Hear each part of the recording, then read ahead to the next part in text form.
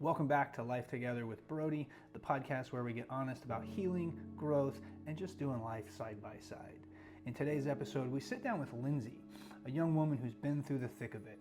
Depression, anxiety, PTSD, you name it. Since her teens, she has struggled, tried medications, done therapy, lots of different modalities that we get into and talk about her journey. And like so many others, she was doing the best she could just to survive. But when her therapist encouraged her to try something new, a full 28-day protocol with the Theta Pod, everything for Lindsey shifted. What you're about to hear is a story of deep transformation. Lindsey opens up about what she felt, what she feared, and how the Theta Pod helped guide her back to herself. If you've ever wondered whether a real change is possible when you're stuck in survival mode, this episode is definitely for you. So let's do some life together and listen to Lindsey. Today, I'm talking with Lindsey Glasgow. Is that how you say it? Glasgow, yeah, like Glasgow. Scotland. Sweet. Yeah. And last episode, talked with April Hart, learned about Theta Pods. You recently did the 28-day full-on Theta Pod experience. Yep. I want to quickly give us a little overview of what helped you gravitate to choosing to do the Theta Pod, and then I kind of want to go back and go, cool, give us your story of how you got there. Okay. So that first, I heard about a Theta Pod, thought I'd give it a try, what was that like for you? I just learned about the Theta Pod maybe months before, Okay. At the most, before I actually tried it myself. Earlier this year, I started seeing a therapist who specializes in like trauma-informed treatment. I had never worked with like a trauma specialist before. Okay. And she kind of changed the game for me. I'd been going to therapy for years, but she herself had done a 28-day protocol with April and the Theta Pod when April was just getting started. So she told me about it, and she had been through similar situations as me, and she really benefited from the treatment. And like I think April said in the last episode, those personal testimonies are everything, and that's why word of mouth is so important in her business. Yeah. So I already kind of had that trust built with my therapist, and okay. Yeah. You are, I don't like asking, what your age is, but you're in your mid-20s. Yeah, I'm 28. So okay. I don't know if I can say that still, but you can say whatever you want. And how long had you been, we'll say, struggling with different mental health issues? Started in teenage years. I mean, when did you start getting treatment? What did that look like? How did the progression of, because you're teenage into a young adult and into adult life, as you were talking about it when we first met, I was like, good night. That's a lot. Yeah. And you managed for a long time. Yeah. So give us some of that history so that we really can kind of put into perspective here. Sure. So I'd say I probably started to feel my first feelings of depression when I was 13, 14, so started pretty young, and 13, 14, 7th, 8th grade. Yeah.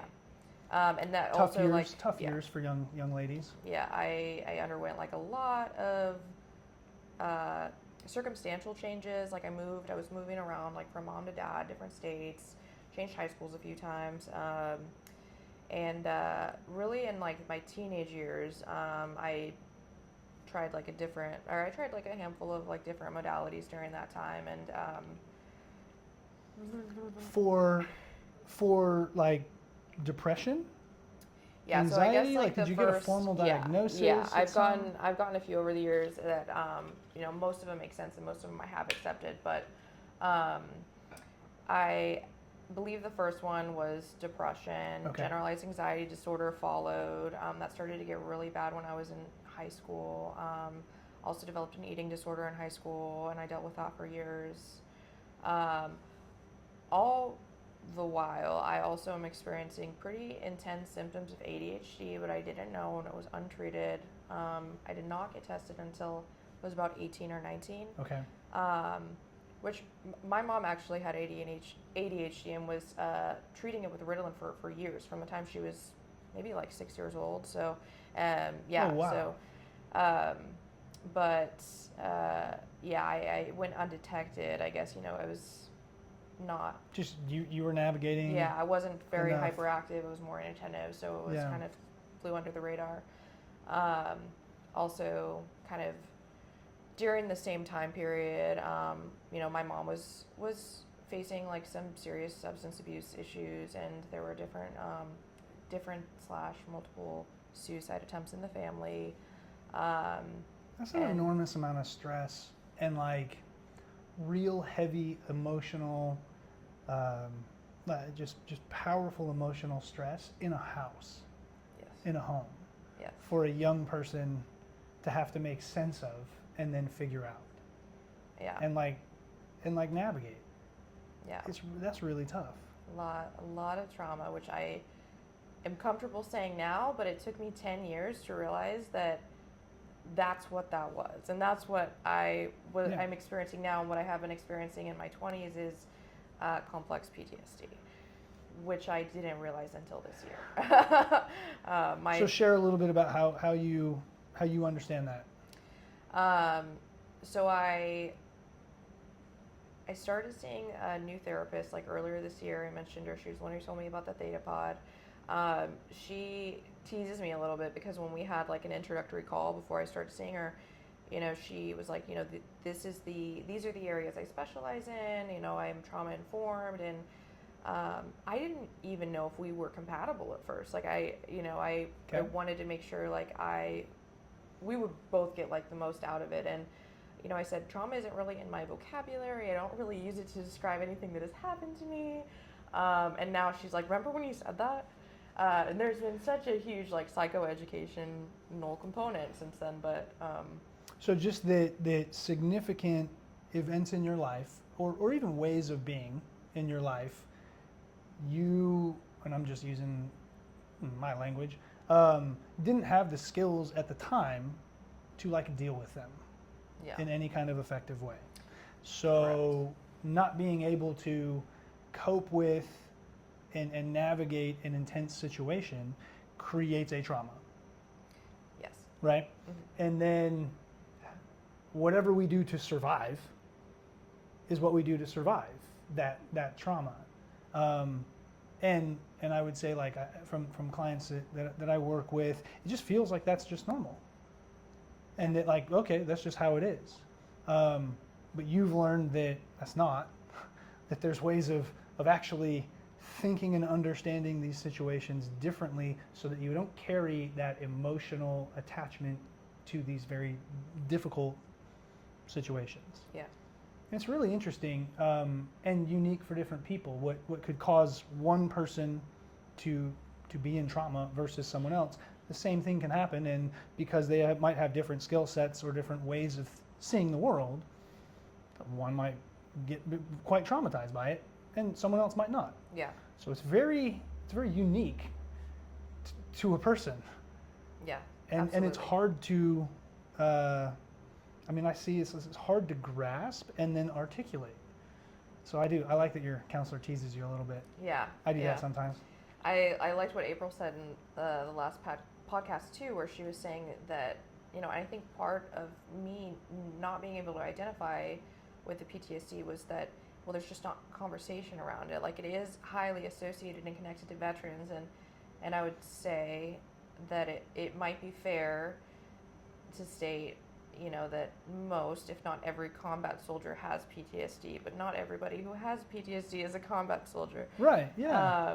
So we go through traumatic things periodically. Yeah. Potentially, mm-hmm. right? Life can be overwhelming. Yeah.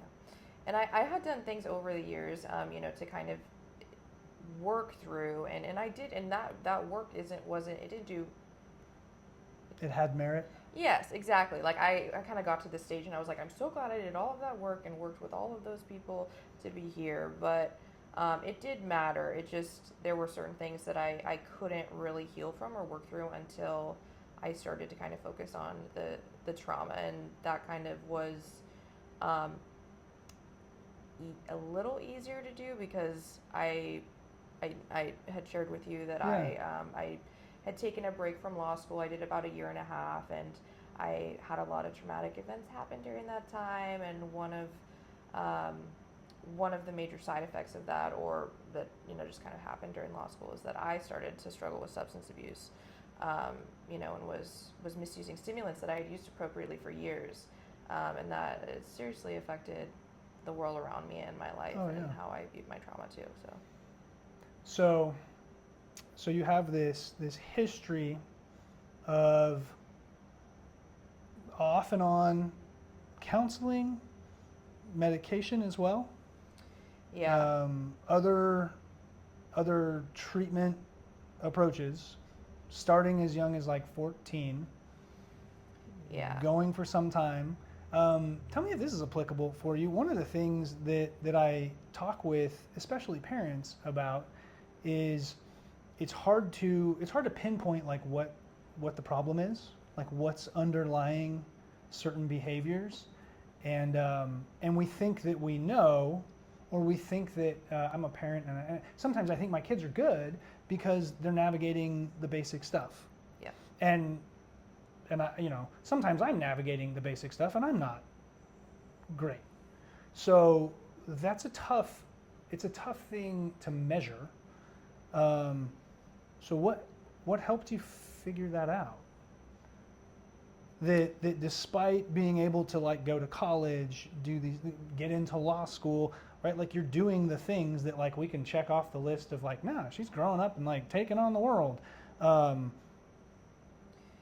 Does that make sense? Kind of seems like, well, if their kids are doing these things, then what are we worried about? Yeah, that resonates a lot with me actually, because I was high functioning in a lot of moments, and I think something that was really frustrating for me in the last 1.5 years, 2 years, when I really hit bottom, was that I did kind of feel like I was asking for help, and I felt like I was being met with not that the people around me didn't love me or support me, but it was very much like, she will be okay. She's always been okay. Kind of like the student in class that is worried about the test they just took, and you're like, shut up, you always get an A. Like, you're like, calm down. Like, but the stress is real. The rest of us, like, of us dummies, like, Yeah, whether you get an A or not, exactly. You can have stress either way. So I kind of, I did kind of feel like, it was just kind of an assumption, or because I was high functioning, people were like, she's okay, and I was not okay. Right. So I just wanted to point that out, like as a message to send out. Just because someone is, we'll say, like attending to their responsibilities and maybe even progressing in those, that might have nothing to do with how they feel internally. Yeah. And I know like that's where, and especially for teenagers, it's hard to understand myself as a teenager and then express that to someone else. Not only is there insecurity, but I don't always know.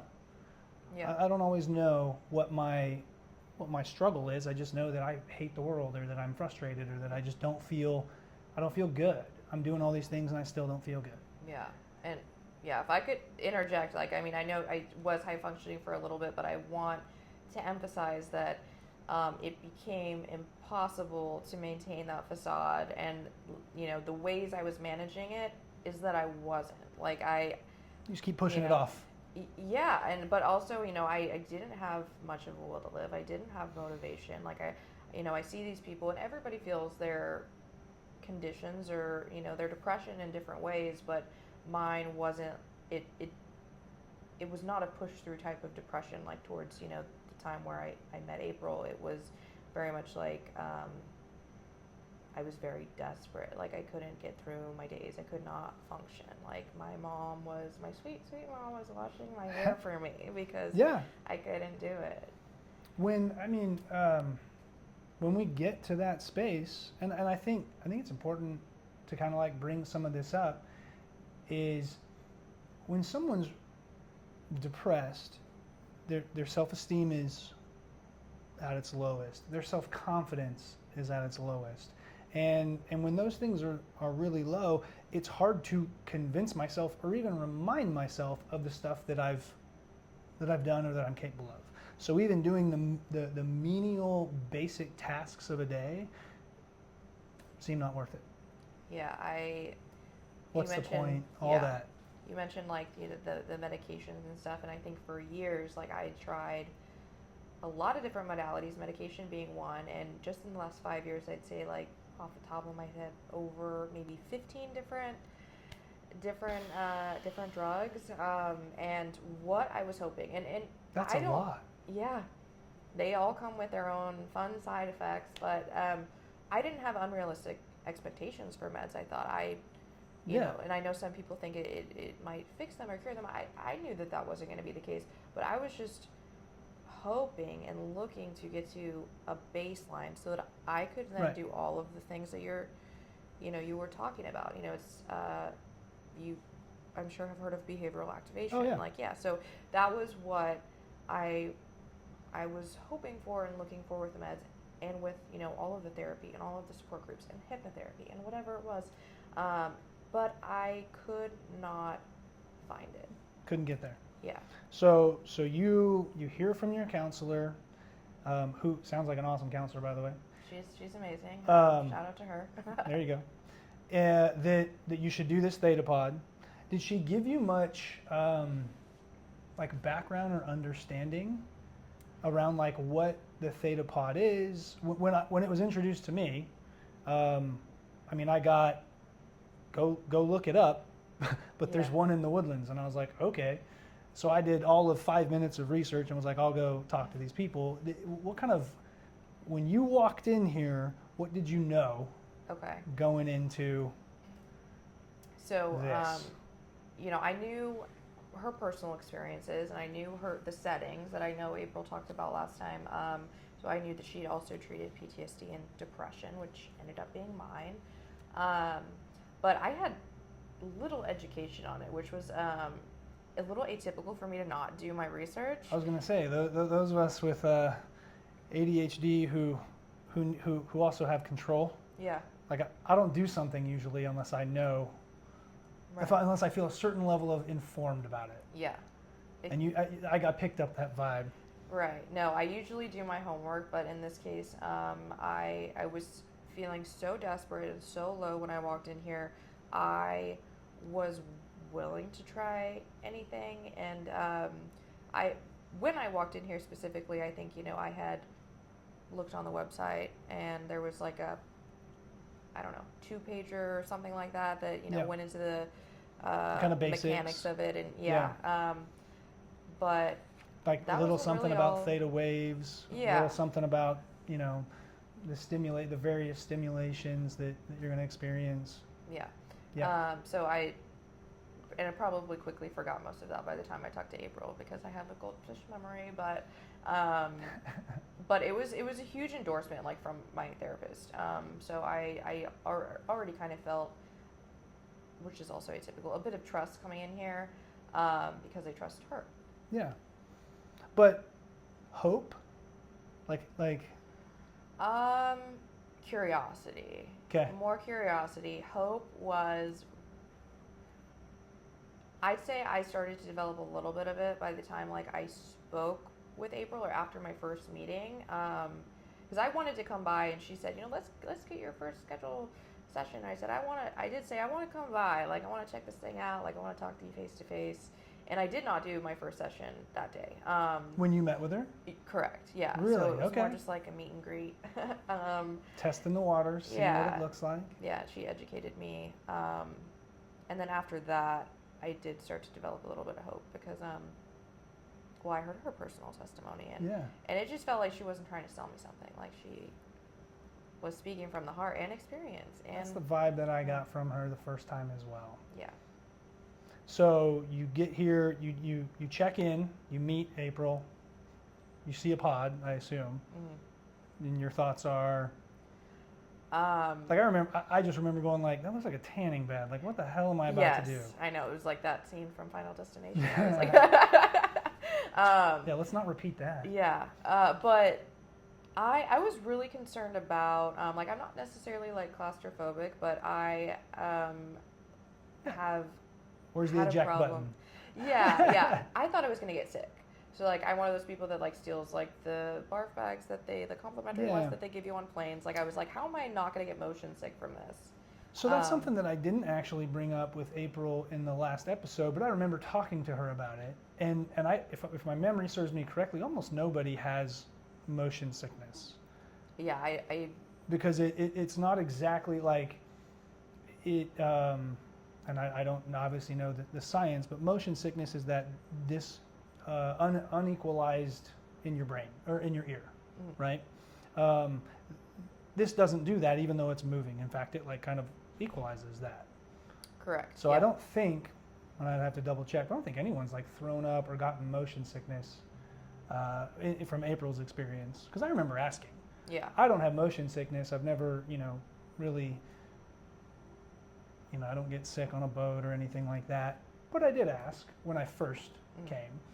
So you had a little concern of that. Yeah, I remember her saying that it was a concern of like a lot of people who come through here. Right. But I will just say when I did my first session, the first rotation, maybe into the second session too, was it. It was like I just kind of felt the first rotation, but that was kind of just an adjustment period. And then after that, it was very much like a zero gravity, like floating thing. You're just kind of there. Yeah. It's moving, but it didn't really feel like you're moving. Yeah, and then which is pretty interesting. It actually goes pretty fast too. Like if you've seen it from the outside, so. Yeah, it's hard to tell. But it doesn't obviously, feel that. It doesn't. Yeah, you don't feel that when you're on the inside. So, do you recall? Because let me ask this: when did you finish? From the day of our recording today, how long ago was it that you finished your 28 days? Ballpark me. 15 days maybe. Okay, yeah, so it's been maybe 2 weeks and some change. So 28 days before that, you started. Do you remember at all kind of what your thoughts or how it was your day one kind of experience? Like, did you at least show up in clean clothes?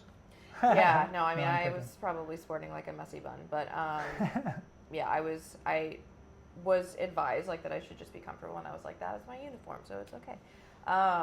But I had a little bit of hope from talking to April. Was definitely skeptical. 28 days is... It's a commitment. That's true, but also very fast working form of treatment for anything. Oh, yeah. Yeah, that's, normally, I mean, it'll take months just to kind of level out on a medication, even if it... That's assuming it's right for you. No. Very good point. Yeah, but I was no stranger to having to kind of sift through maybe like some discomfort, or to get to, where I needed or wanted to be. I knew it was going to take time. So I was, but not as much time as everything else took. But, so I just knew to be patient. So you kind of like manage those expectations. I'm not going to feel great after 30 minutes. Day one. Yeah, right? Correct. But I actually did kind of feel. That was my experience. Good, I felt pretty like I wouldn't say rested, but like just very peaceful, and like the rest of my day that day was just like, I don't know, it seemed like things didn't bother me. Yeah. I was a little nervous though going into it, and maybe in my first few sessions, because and this was something that was emphasized by my therapist and also by April, but if you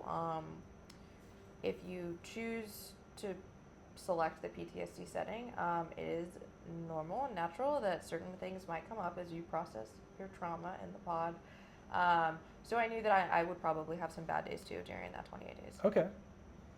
And like walk me through, what did you start to notice? And kind of at what intervals in the 28 days did you notice some change? So I would say it took maybe a few days for me. I'm a very like tense, kind of like high-strung person. So it took me a few times in the pod to like really relax, and I was like, am I doing this right? Am I thinking too much? And we've learned that it doesn't matter. Yeah. You can think, you can not think, you can take a nap, don't take a nap. It's working with your brain either way. Yeah. That's reassuring. It is. Because my brain was definitely going like all over the place. Wrong, Oh, yeah. Or incorrectly. But I'd say after the first after the first week, like I was feeling okay. I maybe had like a day or two that was bad, but I also knew that the days where I was feeling worse, it was nothing more triggering or nothing worse than I felt like in the past like year or in the past like several months. Okay. So, so you've been living at this level and never went below. Yeah, correct. That, yeah, right? no, so, it was so never maintained, had maybe some moments. right. Like, and as opposed to like medication where it could go like Yeah, very potential opposite, huge yeah. swings. Yeah. So, and I'm not opposed to treating anything with. No, you can talk shit medication. about medication. But yeah, I think around maybe 10 to 12 days. 10 to 12 days, I actually had a discussion with somebody April works with, and I was saying I'm struggling a little bit like with the PTSD setting, and she said, well, we can swap it out for something else. Like we can switch it if it's too much for you. And I said no. I was like, I'm doing this. Like I committed to do this. I'm going. I believe it will get better. So I did have more hope at that time then. And then I would say maybe after 2 weeks was when like there was some very bigger noticeable changes. And then what were those bigger noticeable changes? Well, there's I think like the smaller, I guess I'll start with like the kind of smaller changes that I started to notice or that others started to notice, was just how I was able to take care of myself. Okay. I've always like loved doing like my hair and makeup. I didn't care about it before, but I started to kind of take joy in it again. Joy was in my vocabulary. Like I was feeling it. I was noticing butterflies. I don't want this to sound like too cliche, but those are things that I didn't really care about before. I wasn't really paying attention to much of it. When I first started my 28 days, like I was feeling a lot of anger. I didn't really allow myself to feel anger for, well, basically up until this year. Like it was just not an emotion I was comfortable with. I took pride in the fact that I never felt anger, but it eventually came up and out because that's how you live. That's what's going to happen. Yeah. So I was feeling, and speaking of like, you know, the pod, the inner voice that you guys talked about, anger was coming up like as my first like biggest thing, like every day. With like the voice scan. Yes. Yeah. So so it was telling you. Yeah. Yeah. You need some peace. Very need some present. Peace and calm. And then it started to shift and kind of like move lower on the totem pole, which is so wild to me, like that they can detect all of that from, you know, just us speaking for 10 seconds. Yeah, I get blown away by the technology. Yeah. I think it's so awesome. I think like a huge shift was at like 2 to 3 weeks when at the beginning of the protocol, there was somebody really important to me in my life who I loved dearly, who I had been essentially like grieving our relationship because I thought I was going to need to set like a hard boundary and you know, kind of cut them out of my life. I didn't really think that I could do the type of healing that I needed to do and that I could be around them, you know, without getting really, really upset. The past few times like I'd seen them, I was just emotional. Yeah. After every visit, I was so sad and so hurt, like and like kind of the grief and the pain that like I had been feeling it felt very visceral. And like some people are like, what do you mean by that? Well, if you know, you know, like, and it's in your body. Yes. Right. Yeah. We feel our emotions in different parts of our bodies. Yeah. Internally. Yeah, and you know, even if you don't know what's happening, that's part of the trauma. Like your body is communicating to you, like saying, you know, you're remembering, your body's remembering something far worse, right? Right. But around 2 to 3 weeks, this figure in my life, you know, contacted me and wanted to meet with me, and I was really nervous about it, but I felt very prepared. And I remember after the visit, like the other visits, like I got in my car and I started crying, but I was crying because I was okay, not because I was not okay. And that felt so good. And it was significant. I mean, that was huge. So had that conversation happened, before you started, it would have been just devastating. Yeah, I mean, the visits before that, had been really rough, and like it was like I was trying to stitch up a wound, but when I'd have contact, it just reopened it. Yeah. So. So this time, it was difficult, intense conversation, and proud of how you navigated it. Yeah, I was like, I can. You can do tough things. Yeah. Yes, Glennon Doyle. I can do hard things. I can hold boundaries, but I can also, demonstrate my love for this person, without having to completely cut them out of my life, which is not my preference. That's not what I wanted to do. Yeah. But, I can also remember to take care of myself, and I don't have to sacrifice any part of my health, to meet their needs, or as opposed to meeting my own. So that was is pretty significant. Yeah. And that was, you said 3 weeks I'm or gonna so? say like two to 3? and a half, maybe. 20 days, something big. like that? Yeah. And this was another piece that I talked to my therapist a lot about, was that I was able to start, like around this time as well, I was able to visualize kind of a life for myself that I was not thinking was possible for a very long time. And that might be one of my favorite things. Yeah. It's like when anyone is in that low, depressed state, it's extremely difficult to believe that things are going to change. And so the idea of saying, oh, what could I have in my life that would be great, seems impossible. Yeah. And because you're in this state, what you do that day kind of reinforces that, like, it's probably never going to change. Yeah. So it's a shitty cycle. Yeah, like this is just something I have to live with, like. Yeah. Type thing. And it's really hard to convince, oneself that, like, oh no, I'm going to shift. So you started to imagine future. Yeah. Happy future. Yeah. Yeah. Sweet. Very like I'm shifting from like this very dark, isolating time in my life to now seeing myself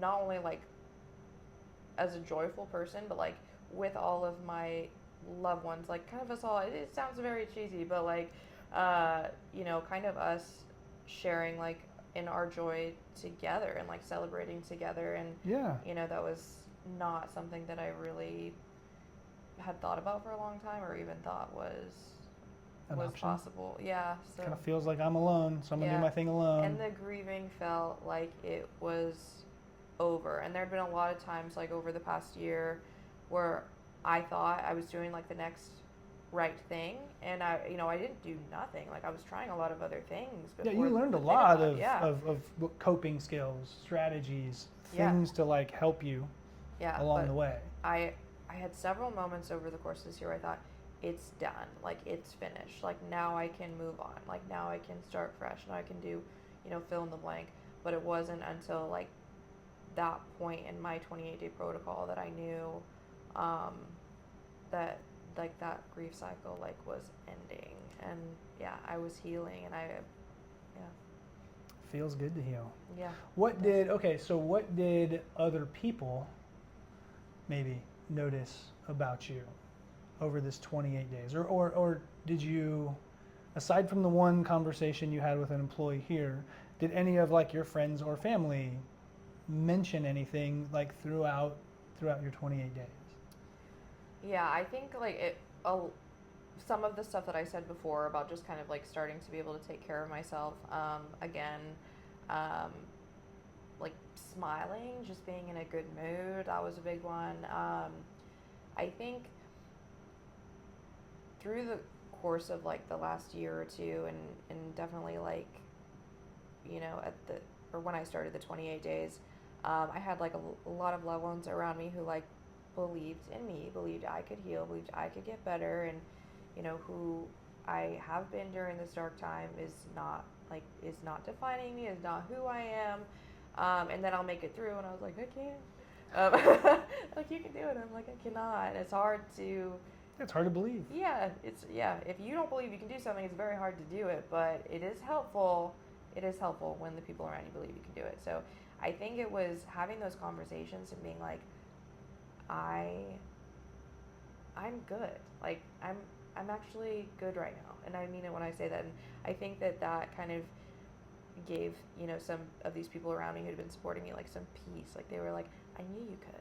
Like, yeah. And they were just, I don't know, it felt like kind of like a return to something. Like, to your more, like, authentic, good self. Yeah.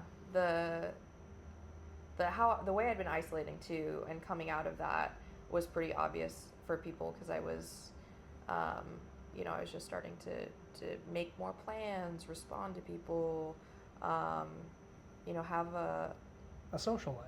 Yeah, exactly. Yeah. Get out. So I had April and write a little just what she noticed, and so I wanted to share that real quick. So this is from April. She said, when I first met Lindsey, she was super anxious and unsure about coming. She was kind of an emotional rock bottom, and she was willing to try anything. She said, you were willing to try anything. But in her words were, just days later, she was walking in smiling, laughing, and gained her confidence back. Truly an amazing transformation in her countenance. Yeah. Thank you, April. Thank you, April. That's awesome. Yeah. Thank you, April, for many things. But yeah, when I recently talked with April, not on the podcast, but just out, I encouraged her to get, like, before and after mugshots. Because it's like, there's pictures of me, like, that I have seen, my kids taking pictures or whatever, but, like, where, like, I was at a lower place. Yeah. And, like, you can tell, you can tell from someone's countenance, that just where their energy is, all those things. And when you compare that to a picture when they're doing well, like, that's awesome. Yeah. And sometimes it's hard to, like, see that in ourselves. Yeah, I agree. I don't know if she's actually going to do that. But, I don't know if I would have been amenable to that. Yeah. Starting on day one, it's like, I don't want my picture taken, which is understandable. But yeah, I mean, I imagine that on that, maybe that last week, your spirits are way up here. Yeah. No, I was feeling really, really good and proud of myself, that I'd done that. And I don't know if April had mentioned this, but I actually went 2 times a day most of the time. So I was so super commendable, because it's coming every day, right? Like, there's no weekend break. It's 28 days straight when you do the 28-day protocol. And you came twice a day? Yeah, most of the time. I took weekends off, meaning I just came once a day. Yeah. But there's actually, this is kind of funny, but I had an instance where one of my, during the 28-day protocol, one of my teeth came out. So you say teeth? Yes. Yeah. One of my canines just, came out. And my dentist actually is in Austin, because I lived there for some time. And I was able to get in with him last minute. And I did like a... So you had to go to Austin? Yeah, so I had, like, it was like a Thursday morning I came in for my session. Which, if you're not familiar, from Houston to Austin, kind of roughly 2.5 to 3 hours, depending on where in Austin or Houston you live. Yeah, so I did my session in the morning at like 9 with April. I got in my car, I drove straight to Austin. I had, like, my tooth repaired, and I was back by Friday to do your next session? Yeah. No way. Yeah, so it was, I was very committed. So, and I was proud of myself by that last week, for sticking. And I do think if you're going to do the 28 days, there is some logistical planning that needs to go into that. Yeah. To make sure that you can make it. That is a commitment. Like, I'm impressed. Like, thank you. I don't know if I've committed to doing anything 28 days straight and, like, followed through. you know? Yeah, well, like that's a hard thing to do. Yeah. A new thing. Yeah, I don't think my streak for that was very good either before this. So. Yeah. So 2 weeks after, how's life? Life is really good. I think that like something I want to emphasize. Oh, and I don't know if I said this before, but the baseline when I was saying with something I was looking for with all of the treatment and the modalities is that I couldn't get to a baseline so that I could do all of the other things that I knew I needed to do in order to make myself feel better. Because I was just in a dark hole. But the pod essentially was this baseline that I had been looking for. Not only did it push me like past the baseline. I was gonna say like. Yeah. It seems really, like it elevated it just really fine. Night and day. Yeah. So I was I've spent this entire year looking for work. It was almost like kismet by the time I finished the pod, or like the week I finished. Like I had gotten multiple job opportunities, so I'm able to start working again. I'm taking care of myself. I'm spending time with friends. I'm able to kind of operate or work at like a level that was just like I was not able to function at before, and now my mindset is just like so much better. But I don't know if you'll want to keep this or not, but have you, I don't know if my demographic or anybody watching this will get this, but have you seen Singing in the Rain or heard Singing in the Rain? Singing in the Rain? Yes, by Gene Kelly. Okay, so. Of course. It's been a minute, like.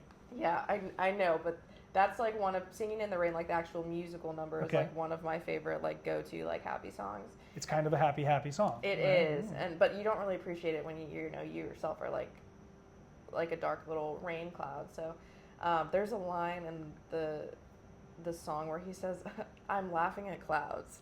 Like, who is that deliriously happy? Like, I kind of am. Like, not to say like this girl like went inside a little spaceship like every day for 28 days for 30 minutes. Now she thinks she's Gene Kelly and Singing in the Rain, but no, that seems reasonable. But yeah, it's noticing the little things, noticing the butterflies, just being really happy and grateful. Yeah, it's almost like a complete perspective. It gives you the ability to have a complete perspective shift. Yeah. Which you just can't force. Yeah. Right? Like we just need different things. Our body needs different things to be able to navigate and do that. And congratulations on getting a job. I think multiple job, right? Yes. Yeah. That's awesome. Thank you. Okay, so final thoughts here. What would be some things that you might like, I don't know, want to share thoughts to parents, friends, certainly any young people, teens and young adults, like about your experience with the Theta Pod? Well, for anybody who might be experiencing like any type of complex PTSD or going through trauma, I would say if you wanted to pursue this, just know that like it's not going to be all rainbows and butterflies, but that's to be expected, and you'll have support. Like you still got to do work. Yeah. Right. I also want to encourage anybody listening to try to maintain or keep yourself in a safe environment, because it is very hard to do healing when you are constantly like being triggered. However, I did hear April on the podcast last week say that that there's a circumstantial depression setting too, which I think is really cool. Yeah, kind of like for intense moment. Yeah. Time so periods, I know sometimes like teenagers, like I was there too. I didn't really have an option to change my circumstances. Right. Yeah, young people don't have as much control over like their life. Yeah. So, but I would just say that it gets better. There's hope. That is a really great option. I would encourage people to know that they're not alone. If you have a similar story, like I know it's really hard to be vulnerable, but share it. Like you might save someone's life. Like, I mean, April sharing her story was, or my therapist was the reason why I decided to, or found out about the Theta Pod, and also decided to, pursue the treatment. So. And I want to give huge props to your therapist. And I certainly hope that this is any therapist or counselor, but I'm also realistic and know that it's not. If I can keep a client, I can keep getting paid. If we can get clients healed, they move on. But that's the goal. So I love that your therapist encouraged you to navigate and try anything. And this happened to be the thing that she was familiar with, that she had tried, and that's going to help. Yeah. Because I think that in the end, like, that's the goal, right? If I'm a therapist, I'm a counselor, my goal is to not have to see you forever. As much as I like you, or think you're great, or whatever, that's the goal. Yeah. And it doesn't mean we still don't need some counseling from time to time, but we can also get that in lots of places when we're in a healthy space. Yeah. So to her, if she's listening, or to anybody who supported me or my loved ones, like, during this time, I would just say, like, you know who you are, and I love and care for you all, and you make my gratitude list every day. So love that. Thanks so much. Thanks for hanging out. Thanks for having me. And being on the show, telling your story. Like, I appreciate it. Thank you. It'll help people. Well, thanks for listening to this episode of Life Together with Brodie. Lindsey's story really is a powerful reminder that healing isn't just possible, it's worth fighting for. And if a Theta Pod is something that resonates with you as a way to get your mind and body and brain reset, man, I would jump on that. If you haven't already, go ahead and follow or subscribe to the podcast on your favorite platforms. That way you'll never miss an episode. And if you're enjoying these conversations, share the love. Send this to someone who needs it. Post about us, tag about us. Let's keep doing life together. You can reach out and contact Lindsey. The link to her LinkedIn is in our podcast notes. And until next time, be well, stay real, and thanks for doing some life together.